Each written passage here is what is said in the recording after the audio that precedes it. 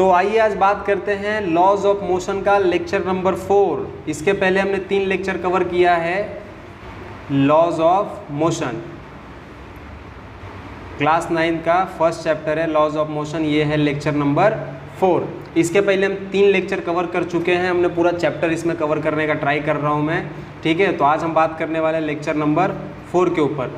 तो बेसिकली आज हम जिस टॉपिक पे बात करेंगे वो है Newton laws of motion, Newton laws of motion, ठीक है। देखिए आज हमें बात करना है न्यूटन लॉज ऑफ मोशन के ऊपर। तो हमको पता है न्यूटन ने 3 लॉज दिए थे मोशन के रिलेटेड। कितने लॉज दिए थे? 3। First law, second law and third law. तो आज के इस वीडियो में हम इस 3 लॉ को पूरा कवर करेंगे।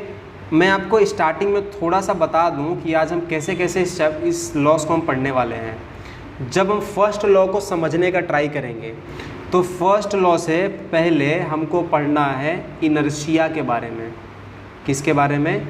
इनर्शिया के बारे में, ठीक है। और इसी के साथ हमारा फर्स्ट लॉ कंप्लीट होगा। सेकेंड लॉ को पढ़ेंगे हम, लेकिन सेकेंड लॉ को पढ़ेंगे कैसे? पहले हम समझेंगे एक नया टर्म जिसका नाम है मोमेंटम, ठीक है। क्या नाम है? मोमेंटम, बराबर। और थर्ड लॉ बहुत ही बढ़िया लॉ है, ठीक है। हमारे लाइफ में बहुत इसका यूज़ होता है। तो थर्ड लॉ से तो हमारा काफ़ी अच्छा रिलेशन है, काफ़ी इससे हमारा प्यार है, ठीक है। तो third law is love, clear. तो आइए स्टार्ट करते हैं न्यूटन का फर्स्ट लॉ।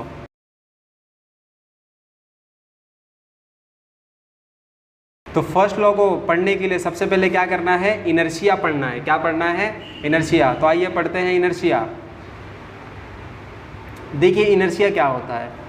यहाँ लिखा है कि an object can not change its state by if an object state of rest and if it is a moving in a some direction it will continue to move with the same speed in the same direction unless an external force applied on it. इसका मतलब मैं आपको बता दूं कि इसमें क्या कह रहा है कि इफ़ अगर कोई भी ऑब्जेक्ट वो रेस्ट पोजीशन में है, कौन से पोजीशन में है? रेस्ट में है, या कोई ऑब्जेक्ट मोशन में है, तो वो अपने स्टेट को तब तक चेंज नहीं करेगा जब तक कि उसके ऊपर कोई एक्सटर्नल फोर्स अप्लाइड ना हो। एकदम क्लियर होना चाहिए। देखो कहने का मतलब है जब तक कोई भी ऑब्जेक्ट रेस्ट में है तो वो तब तक रेस्ट में रहेगा तब तक कि उसके ऊपर कोई फोर्स अप्लाइड ना हो, एक्सटर्नल फोर्स अप्लाइड ना हो। जैसे अगर आपके सामने कोई पत्थर पड़ा है, ठीक है, वो तब तक पड़ा रहेगा जब तक कि उसको मैं एक्सटर्नल फोर्स, हिंदी में कहे तो बाह्य बल लगा के उसको मैं वहाँ से हिलाऊँ ना, मूव ना कराऊँ, तब तक क्या रहेगा? वो वैसे का वैसे पड़ा रहेगा। इसी को हम कहते हैं इनर्शिया। क्या कहते हैं? इनर्शिया। एकदम क्लियर होना चाहिए इनर्शिया क्या होता है। इनर्शिया एक मतलब हर एक ऑब्जेक्ट का क्या है ना कि एक समझ लो प्रॉपर्टी है। हर एक ऑब्जेक्ट के पास इनर्शिया है। क्या इनर्शिया मतलब क्या? कि वो जिस स्टेट में वो है वो इसी स्टेट में रहना चाहता है, वो अपने स्टेट को चेंज नहीं करना चाहता है। ये बात अलग है कि हम एक्सटर्नल फोर्स लगा के ज़बरदस्ती उसको मूव करवा दें, लेकिन वो अपने स्टेट को चेंज करना नहीं चाहता। इसी को हम क्या कहते हैं? इनर्शिया। क्या कहते हैं?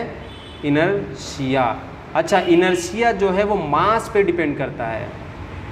इनर्शिया इज डिपेंड ऑन मास। उसको हम इस तरह से भी लिख सकते हैं कि mass is directly proportional to inertia. Mass बढ़ाओगे तो इनर्शिया बढ़ जाएगा। एकदम क्लियर। देखो किसी ऑब्जेक्ट का अगर मास ज़्यादा है, मान लो यहाँ पे देखो, समझो ऐसे कोई पत्थर पड़ा है, 100 किलो का पत्थर है, ठीक है। यहाँ पे कोई पत्थर है 5 किलो का है। दोनों में से आप किसको उठा पाओगे या किसको उठा के दूर तक फेंक पाओगे? तो आप कहोगे कि सर 5 किलो वाले पत्थर को हम फेंक देंगे। 5 किलो का पत्थर क्यों उठेगा? क्योंकि उसका इनर्शिया जो है वो कम है। इनर्शिया किस पे डिपेंड करता है? इनर्शिया डिपेंड करता है मास पे। किसी ऑब्जेक्ट का अगर मास कम है तो इनर्शिया भी कम है। उसको हिलाने में, उसको मूवमेंट करने में हमको ज़्यादा दिक्कत नहीं होगा।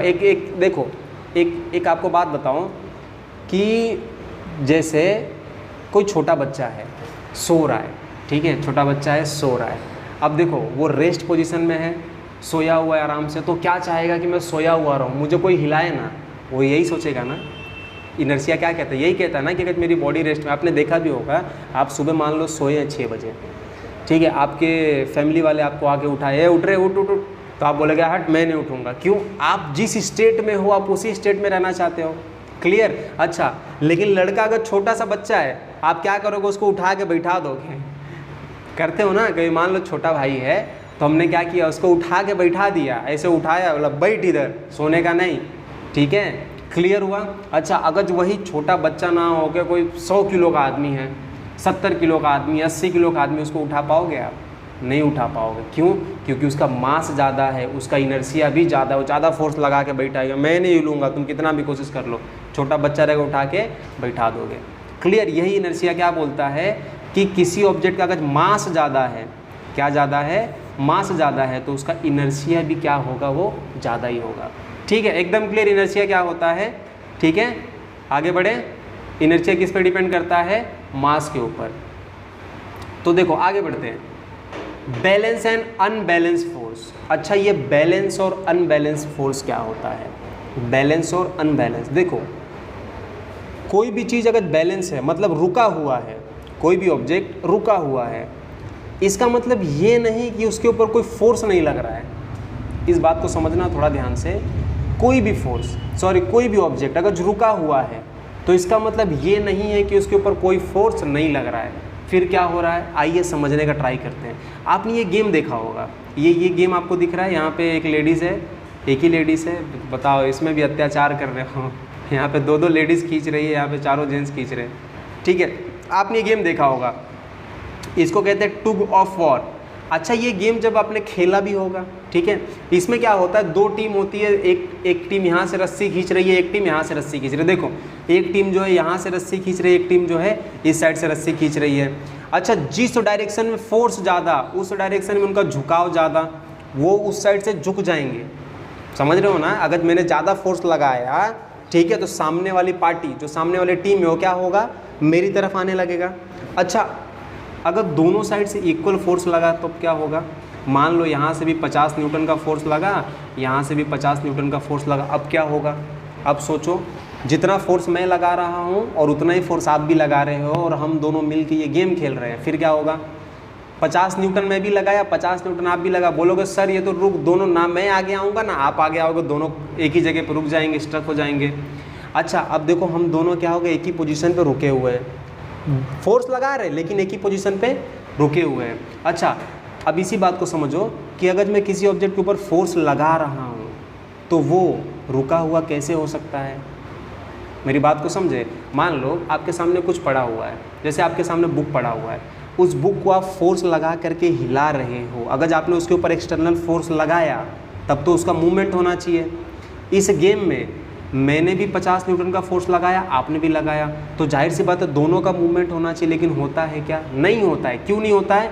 क्योंकि दोनों फोर्स क्या हो जाते हैं, कैंसिल हो जाते हैं। कैसे कैंसिल हो जाते हैं? मैं 50 न्यूटन का फोर्स राइट में लगा रहा हूँ, आप 50 न्यूटन का फोर्स लेफ्ट में लगा रहे हो, दोनों फोर्स क्या हो गया, इक्वल है। तो इक्वल फोर्स की वजह से क्या होता है, ना मैं आपकी तरफ गिरूंगा और ना आप मेरी तरफ गिरने वाले हो, क्योंकि दोनों का फोर्स क्या है, ये सेम है। ख़त्म।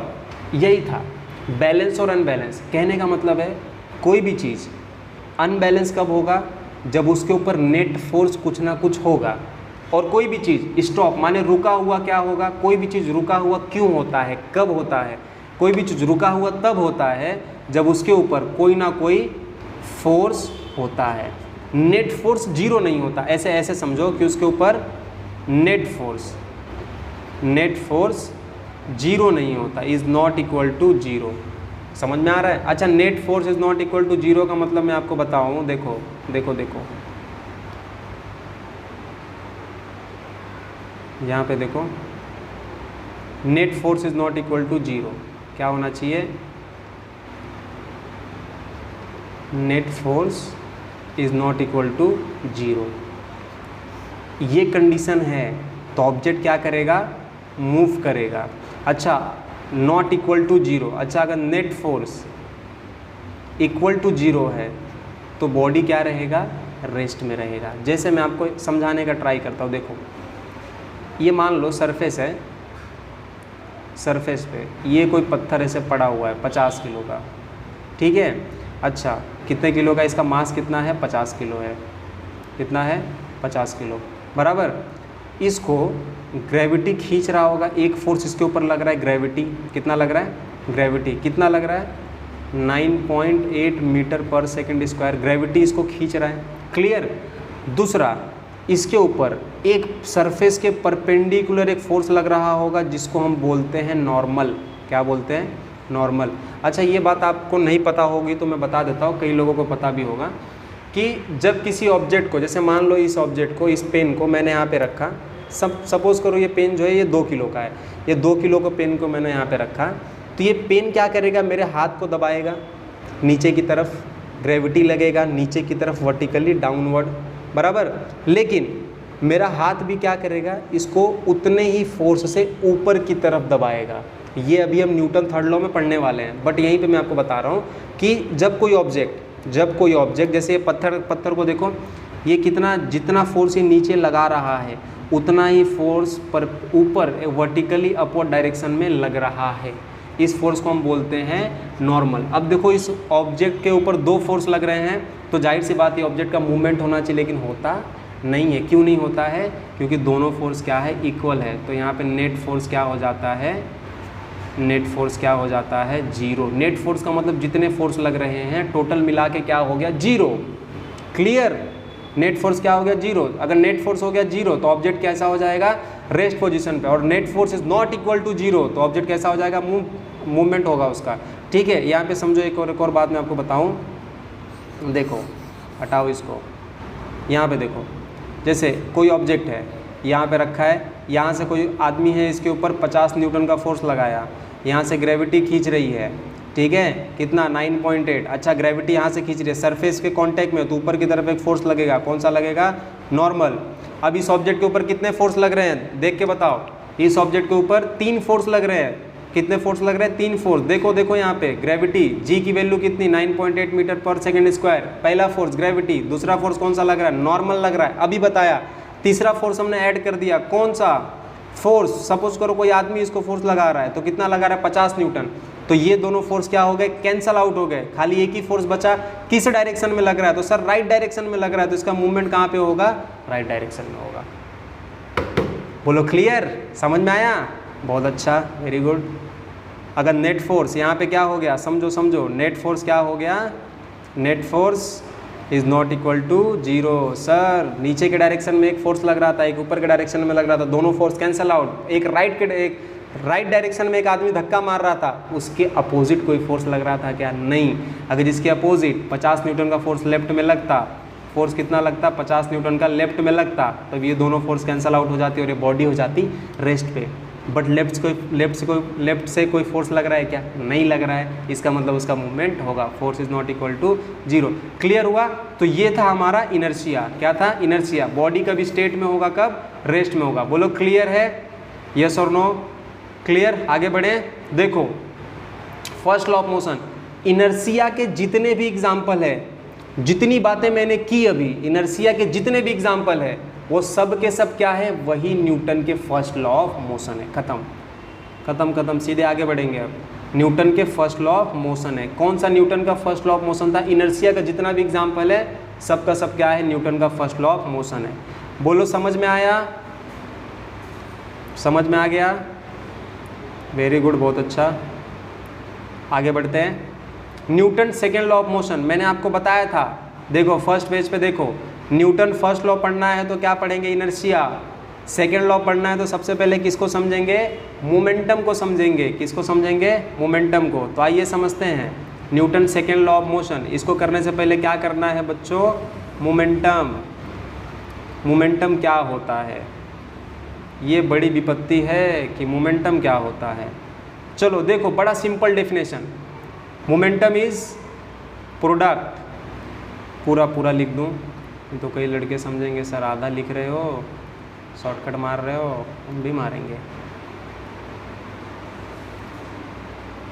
Momentum is product of mass and velocity.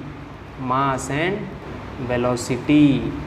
किसी ऑब्जेक्ट का मास है, समझ लो हर एक ऑब्जेक्ट का मास है, समझने वाली तो कोई बात ही नहीं है, ठीक है। जो ऑब्जेक्ट है उसका मास है, तो हर एक ऑब्जेक्ट का मास है, उसकी कुछ ना कुछ वेलोसिटी है। मान लो हमने उसको फोर्स लगाया, एक्सटर्नल फोर्स लगाया, राइट डायरेक्शन में, लेफ्ट डायरेक्शन में, ईस्ट वेस्ट नॉर्थ साउथ, जो आप सोच सकते हो सोच लो, ठीक है। हमने एक ऑब्जेक्ट लिया, इसका मास है मान लो m की वैल्यू है 2 kg, यहाँ से फोर्स लगाया, इनिशियल वेलोसिटी u, तो इसका मोमेंटम निकालना है, तो कैसे निकालेंगे? मोमेंटम क्या होता है? इस product of mass and velocity. Mass और वेलोसिटी को मल्टीप्लाई करो, जो निकल के आएगा वही कहलाता है उसका मोमेंटम। बोलो क्लियर? क्लियर, एकदम क्लियर। देखो मोमेंटम क्या होता है? Momentum is product of mass and velocity. Simple, mass और वेलोसिटी का जो प्रोडक्ट है वही क्या कहलाता है? मोमेंटम कहलाता है। बहुत बढ़िया सर, बहुत बढ़िया। आगे बढ़ें? चलो बिल्कुल बढ़ना चाहिए। ठीक है सर, मोमेंटम कौन सी क्वांटिटी होती है? Momentum is vector quantity. Sir what is vector quantity? जिसके पास मैग्नीट्यूड के साथ साथ डायरेक्शन भी होता है उसको हम कहते हैं वेक्टर क्वांटिटी। आप पूछोगे सर यहाँ डायरेक्शन कहाँ है? जो वेलोसिटी का डायरेक्शन होगा मोमेंटम में, समझो, जो वेलोसिटी का डायरेक्शन होगा, जो वेलोसिटी का डायरेक्शन होगा वही मोमेंटम का डायरेक्शन कहलाता है। बोलो एकदम क्लियर, जो किसका डायरेक्शन होगा? वेलोसिटी का, वही मोमेंटम का भी डायरेक्शन होगा। ठीक है, तो मोमेंटम के पास डायरेक्शन हो गया, मैग्नीट्यूड भी होगा, मास है तो मैग्नीट्यूड होगा 2 kg, 4 kg, 5 kg, 10 kg, velocity है तो डायरेक्शन भी होगा। एकदम क्लियर, तो मैग्नीट्यूड है साथ ही साथ क्या है? डायरेक्शन है। मैग्नीट्यूड प्लस क्या है? डायरेक्शन है, तो दोनों मिलके क्या हो गया? सॉरी मार्कर चल नहीं रहा है बराबर, चल चल चल। मैग्नीट्यूड है प्लस क्या है? डायरेक्शन है। क्या हो गया? चल नहीं रहा है, बताओ। ये भी धोखा देगा? सब धोखा देते, ये भी धोखा देगा। ठीक है कोई बात नहीं, बहुत बढ़िया। चलो वेरी गुड। वेक्टर कौन सी क्वांटिटी है? Magnitude plus direction. मैग्नीट्यूड है, मास है तो मैग्नीट्यूड है, और डायरेक्शन है तो कौन सी क्वांटिटी हो गई? Vector quantity. ठीक है, फॉर्मूला क्या होता है? मोमेंटम। मोमेंटम देखो उसको लिखते कैसे है? ऐसे लिखते हैं, momentum is equal to mass into velocity. Mass into velocity. ठीक है, अच्छा मास का एसआई यूनिट क्या होता है? अच्छा इसकी यूनिट की बात कर लो। यूनिट यूनिट यूनिट, एक सेकेंड यहाँ से मैं मिटाता हूँ, यहाँ पे हम लिखते हैं यूनिट। यूनिट की थोड़ी बात कर लें, कलर भी चेंज कर लें, बहुत कलर है हमारे पास। यूनिट देखो, 2 यूनिट हमने पढ़ी है, हमको पढ़ना ही है वैसे 2 यूनिट, एक एसआई यूनिट और एक सीजीएस यूनिट। एसआई यूनिट माने सिस्टम इंटरनेशनल, और सीजीएस माने छोटा यूनिट और सेंटीमीटर ग्राम पर सेकेंड। ठीक है, तो मोमेंटम देखो, momentum is equal to mass into velocity. Mass का एसआई यूनिट क्या होता है? केजी। वेलोसिटी का क्या होता है? मीटर पर सेकेंड। तो मोमेंटम क्या हो गया? SI unit KG into metre पर सेकेंड। बोलो समझ में आया? कैसे निकाला? सिंपल है, किसी का भी यूनिट निकालना बहुत सिंपल है। कैसे निकालते हैं? जो टर्म दिए हैं तुम उसका यूनिट लिख दो, खत्म कहानी, एकदम सिंपल। हमने क्या किया देखो ना, यहाँ पे मास का ऐसा यूनिट क्या होता है? केजी। वेलोसिटी का क्या होता है? मीटर पर सेकंड। हमने वही तो लिखा है, केजी इंटू मीटर पर सेकंड। अच्छा फिर सीजीएस में क्या होगा? फॉर्मूला लिखो, मोमेंटम लिखो, लिखो, नोटबुक निकाल के लिख लो। मोमेंटम का क्या, मास का क्या होगा? किलोग्राम से क्या हो गया? ग्राम। और वेलोसिटी क्या होता है? मीटर पर सेकेंड। तो मीटर की जगह कर दो सेंटीमीटर, सेकेंड की जगह सेकेंड। तो सीजीएस यूनिट क्या हो गया? ग्राम इंटू सेंटीमीटर पर सेकेंड। दोनों यूनिट क्लियर। मोमेंटम की क्वांटिटी वेक्टर क्वांटिटी। मोमेंटम होता क्या है? Momentum is a mass of product and momentum is product of mass and velocity. बोलो क्लियर है? आगे बढ़ें? बिल्कुल आगे बढ़ेंगे। तो आइए स्टार्ट करते हैं, आगे बढ़ते हैं। तो न्यूटन जी क्या कहते हैं? देखो न्यूटन ने कहा कि rate of change of momentum, एक एक डेफिनेशन देखो। Rate of change of momentum, rate of change of momentum is proportional to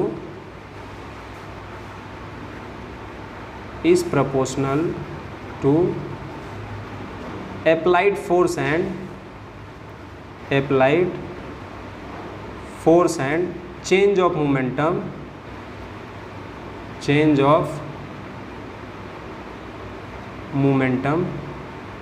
applied force and change of momentum, direction of force.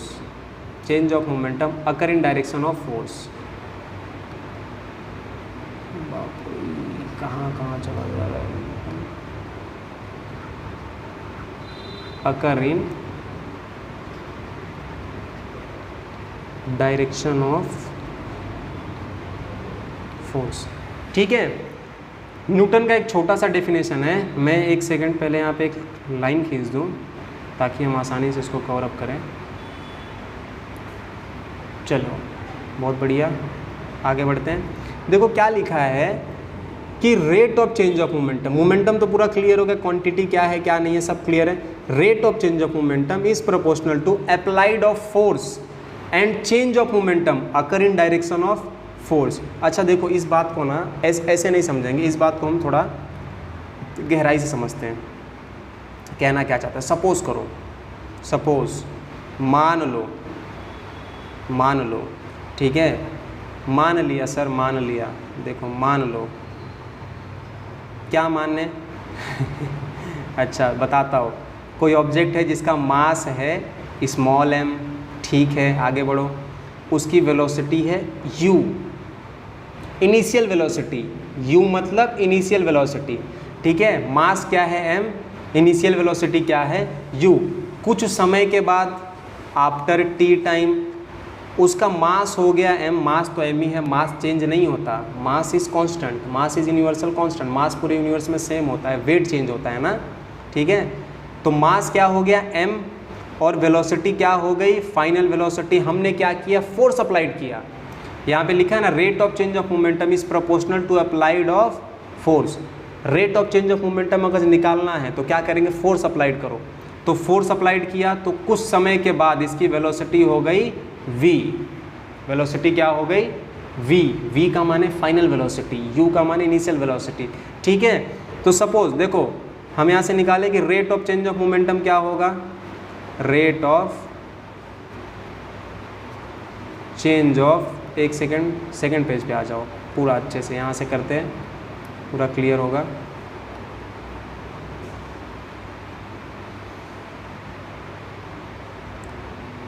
Colour change कर लें, green colour ले लो, ठीक है। चलो लिखो formula, rate of change of momentum, change of momentum, rate of change of momentum equal to change in momentum upon time, change in momentum upon, अरे बाप रे,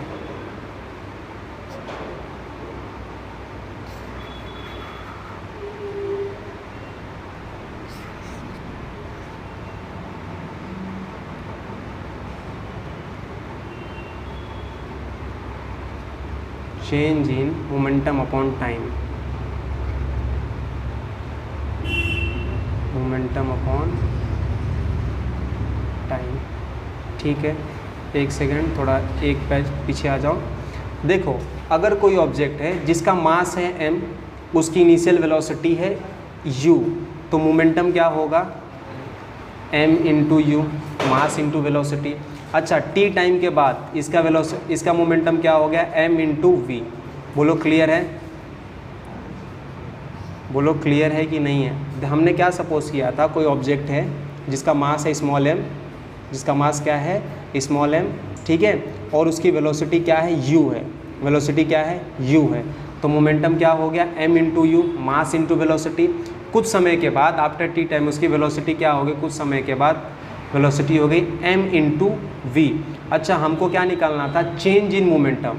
तो चेंज इन मोमेंटम क्या हो गया, final velocity minus, sorry velocity बोल रहा, final momentum minus initial momentum upon time. बोलो क्लियर।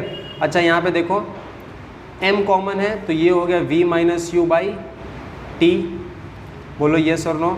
अच्छा यहाँ पे देखो ये आपको कुछ याद आ रहा है, मुझे आ रहा है, मुझे थोड़ा थोड़ा आ रहा है। v minus u change in velocity पढ़ाया था ना प्रीवियस लेक्चर में, change in velocity upon time, second lecture में था I think, change in velocity upon time, तो change in velocity upon time क्या होता है? बिल्कुल सही बोला, एक्सेलरेशन। क्या होता है? एक्सेलरेशन। तो rate of change of momentum, rate of change of momentum क्या हो गया? मास इनटू एक्सेलरेशन।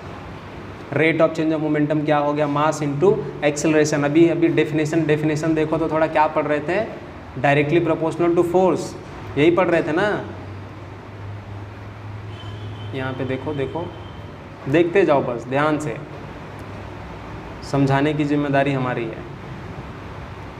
देखो rate of change of momentum क्या आया? Mass into acceleration, mass into acceleration. थोड़ा डेफिनेशन देखो, न्यूटन क्या बोल रहा था? न्यूटन बोल रहा था कि rate of change of momentum is proportional to applied force.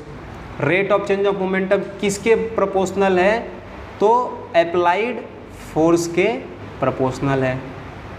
बोलो यस और no. Rate of change of momentum किसके प्रोपोर्शनल है? अप्लाइड फोर्स के प्रोपोर्शनल है। अच्छा यहाँ पे क्या हो गया? डायरेक्टली प्रोपोर्शनल का ये साइन है, इसको रिमूव करेंगे तो क्या आएगा? इक्वल लगाया, कांस्टेंट लिखा और लिखा मास इनटू एक्सेलरेशन। अच्छा एक्सपेरिमेंटली फाइंड है कि k की वैल्यू जो है वो 1 है।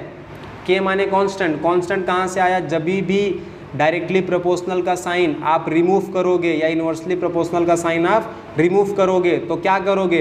इक्वल लगाओगे। तो हमने यहाँ पे क्या लगाया?